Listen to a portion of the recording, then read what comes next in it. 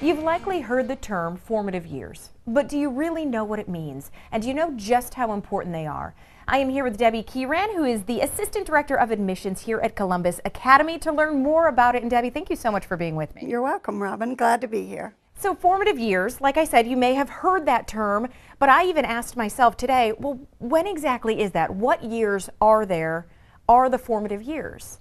You'll hear and read different things in research, but usually I consider it birth to 5 or 6 years. Some people say as high as 8. And formative, I mean, so you're saying those years make you who you are, right? Sometimes. I don't want to say that a child doesn't develop after the age of 6 or they don't come into their own at that point, but yet research will show 80% of sometimes the intelligence of an 18-year-old was learned before they were 6.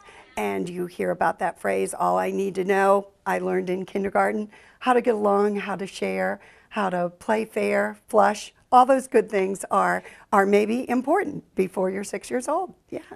So if we are talking to parents out there today who have young children, I have a 10-month-old, so I was nervous. I was like, Debbie's going to tell me I need to do all these things that I'm not doing yet. But no, what are some key points, some things that we as parents can be doing at home before our child even gets to school? Right. The importance of reading, I can't say it enough. It would be read, read, read. But you also have to give your child space. Outdoor play. I'm in an era where you would go out and play, the street lights would come on, and you would go home. Sometimes you can saturate your child with too much academics.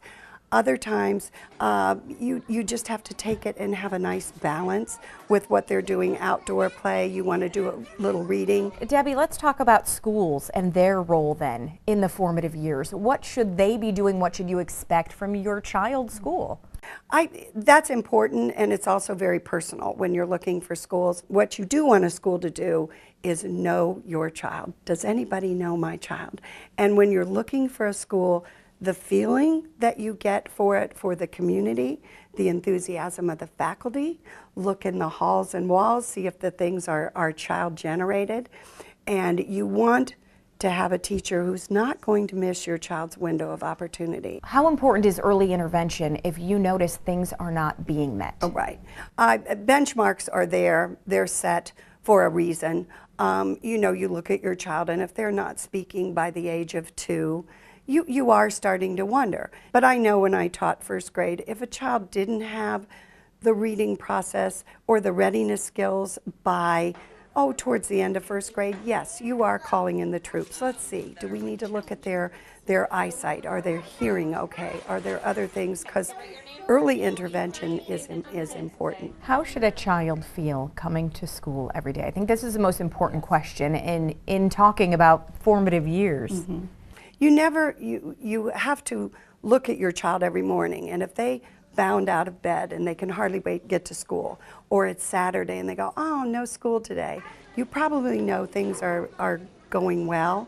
You want them to come in not worried about anything. So communication is important with your child.